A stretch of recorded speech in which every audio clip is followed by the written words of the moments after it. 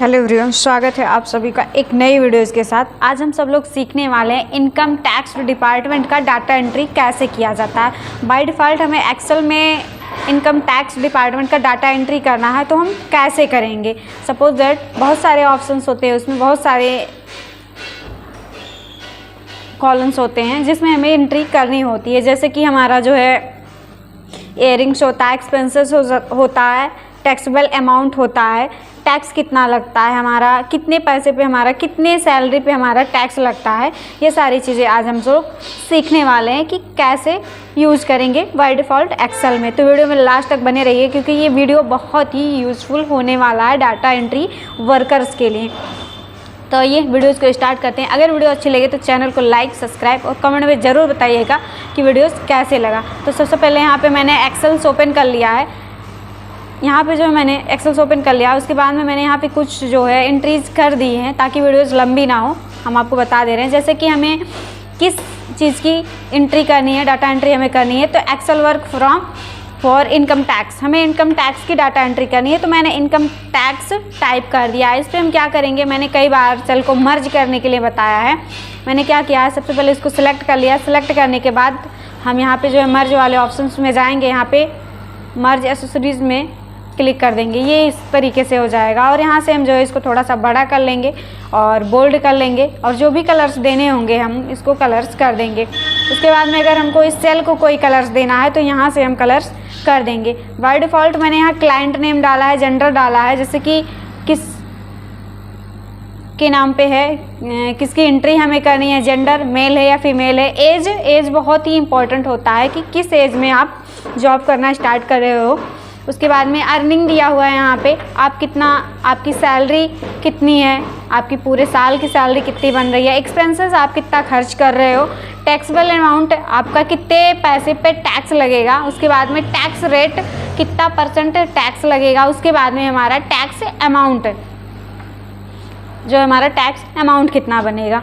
उसके बाद में हम क्या करेंगे, अब यहाँ पे हम जो है इसको सिलेक्ट करेंगे। सिलेक्ट करने के बाद मैंने कई बार बताया कि फॉर्मेट में जाएंगे, यहाँ ऑटो फिट कॉलम का ऑप्शन दिया है, यहाँ पे हम क्लिक कर देंगे और यहाँ से इसको हम थोड़ा सा बड़ा कर लेंगे और बोल्ड कर लेंगे, और सेल को थोड़ा सा हम फिर से सेट कर लेंगे ताकि ये थोड़ा सा डार्क दिखने लग जाए। उसके बाद में यहाँ पे जो है हम फिल कलर में आएंगे। यहाँ से आपको जो भी कलर्स देने हैं आप दे सकते हैं, जैसे कि मैंने येलो दिया है, आप अपने हिसाब से यूज़ कर सकते हैं। हम थोड़ा सा इसको जूम करके दिखा दे रहे हैं,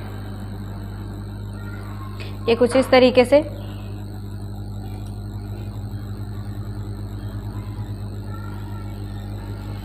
उसके बाद में यहाँ पे जो है हम एंट्री करना स्टार्ट करेंगे। तो सबसे पहले मैंने बताया क्लाइंट नेम, जो हमारा क्लाइंट है उसका क्या नाम है। तो यहाँ पे जो है हम सबसे पहले जितनी हमें एंट्री करनी है उतने हम सेल को सिलेक्ट कर ले रहे हैं। बाय डिफ़ॉल्ट मैंने इतना लिया है और यहाँ बॉर्डर्स का ऑप्शंस दिया है, यहाँ ऑल बॉर्डर्स में चले जाएंगे।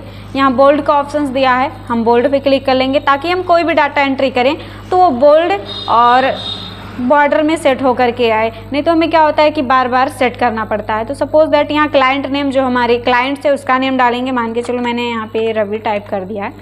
उसके बाद में यहाँ पे कविता टाइप कर लिया है। यहाँ पे इसी तरीके से हमारे जितने भी क्लाइंट्स हैं वो हम टाइप कर लेंगे।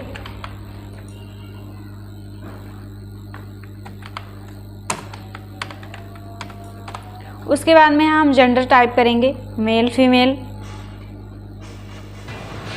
उसके बाद में फिर से यहाँ पे जो है दिया हुआ है, यहाँ पे जैसे ही हम प्रेस करेंगे तो मेल का ऑप्शंस दे देगा, और जैसे ही हम F प्रेस करेंगे यहाँ पे फीमेल का ऑप्शंस दे देगा। तो ऑटोमेटिकली हम यहाँ से एडजस्ट कर सकते हैं। उसके बाद में यहाँ पे एज दिया हुआ है, तो ये एज हम डाल दे रहे हैं यहाँ पे जो है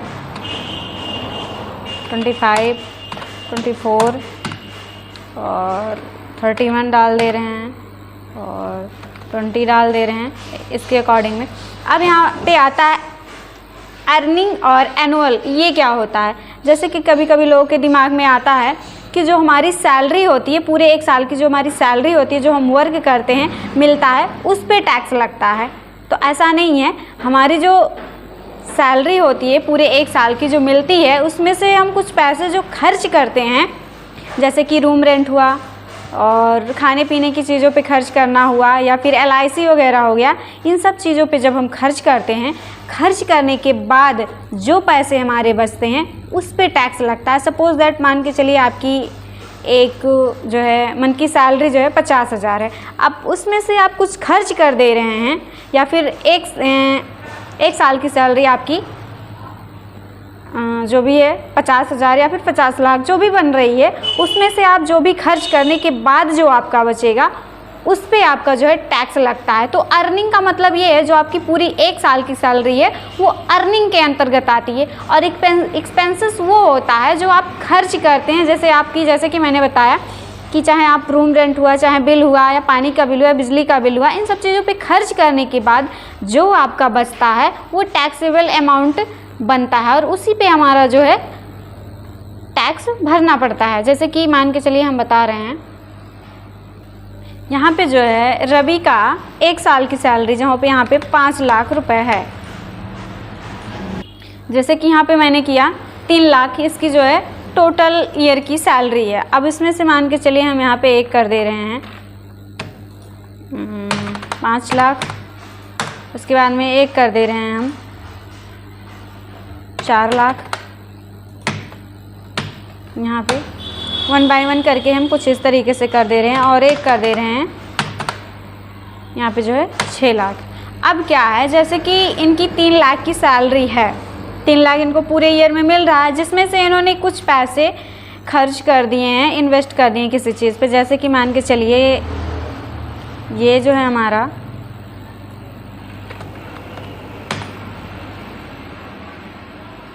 मान के चलिए इनकी 3 लाख की सैलरी है, जैसे कि अभी मैंने बताया, जिसमें से ये 1.5 लाख खर्च कर दे रहे हैं, ठीक है। उसके बाद में यहाँ पे 5 लाख है, जिसमें से ये जो है हमारा 2 लाख रुपए खर्च कर दे रहा है।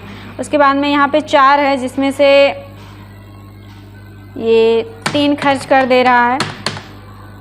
उसके बाद में 1 बाय 1 करके ऐसे ही हम कर लेंगे।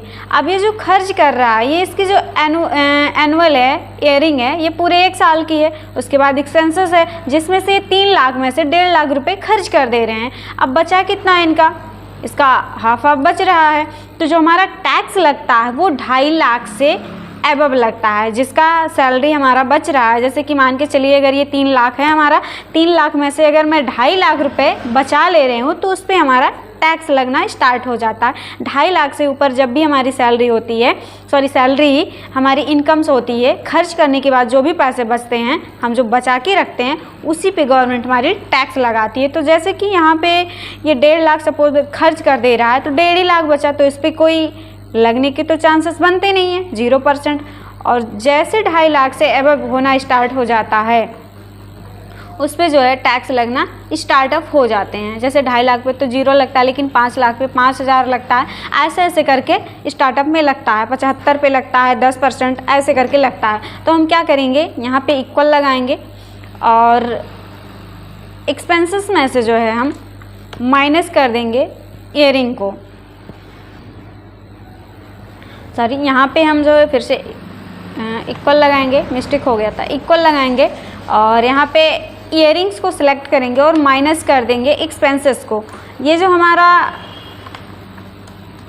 अमाउंट आएगा, टैक्सेबल अमाउंट, इसी पे जो है हमारा टैक्स लगेगा। जैसे कि आप देख सकते हैं ये हाफ बचा है हमारा, तो इस पे तो टैक्स लगने के कोई चांसेस बनते ही नहीं है, क्योंकि ये जो है 2.5 लाख से हमारा कम है, इसीलिए।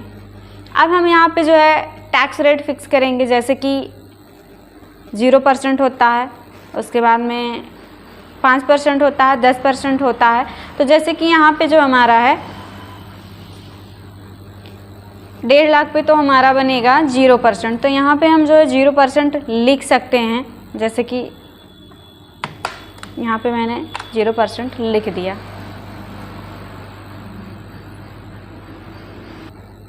और दूसरा मेथड ये है कि जैसे कि मान लेते हैं हम यहाँ पे अभी तो ये कम है, 1.5 लाख है, तो हमें पता है कि इस पे 0% लगेगा। सपोज़ दैट ऐसे एबव करके ज़्यादा आने लग गया, तब हम क्या यूज करेंगे। तो उसके लिए एक ट्रिक है।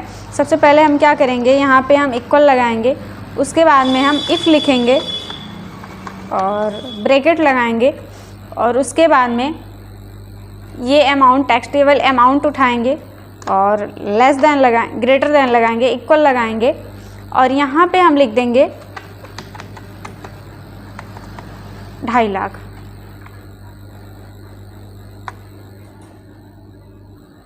उसके बाद में यहाँ हम कॉमा लगाएंगे और यहाँ पे लिख देंगे हम 0%। फिर से हम कॉमा लगाएंगे, इफ़ लिखेंगे, ब्रैकेट लगाएंगे। उसके बाद में हम फिर से जो है यही अमाउंट उठाएंगे, टैक्सेबल अमाउंट। उसके बाद में इस बार हम लिखेंगे 5 लाख। उसके बाद में फिर से हम कॉमा लगाएंगे और लिख देंगे 5%, क्योंकि हमारा 2.5 लाख पे जो है 0% लगता है और 5 लाख पे 5%, तो ये जैसे जैसे बढ़ता जाएगा उसी हिसाब से हमारा लगता जाता है। फिर से यहाँ पे जो है हम कॉमा लगाएंगे, इफ़ लिखेंगे, ब्रैकेट लगाएंगे और इसको सिलेक्ट करेंगे ग्रेटर देन इक्वल। इस बार मैं लिखूँगी 75,000, क्योंकि 75,000 पे जो है हमारा 7,50,000, 7.5 लाख, जिस पे हमारा लगता है 10%। ब्रैकेट क्लोज करके हम एंटर कर देंगे, आएगी ना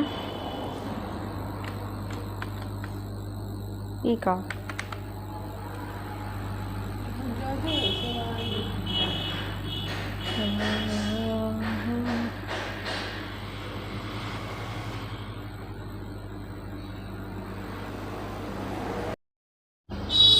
इतना करने के बाद जैसे हम इंटर करेंगे आप देख सकते हैं ये अभी 0% दिखा रहा है। जैसे कि आपको पता है, मैंने बताया कि 2.5 लाख के एबव, जैसे 2.5 लाख के ऊपर होता है हमारा इनकम बचता है जो, वो हम उसी पे हमारा टैक्स लगता है। यहाँ की हालांकि इसने जो है 1.5 लाख रुपए बचा है, इसलिए इस पर 0% दिखा रहा है। अभी इसमें 3 लाख है, इसमें 10 है, ऐसे से करके जो है तो हम स्क्रॉल जब करेंगे तो आप देख सकते हैं कि इसमें 5% दिखा रहा है, क्योंकि ये 2.5 लाख से अधिक है।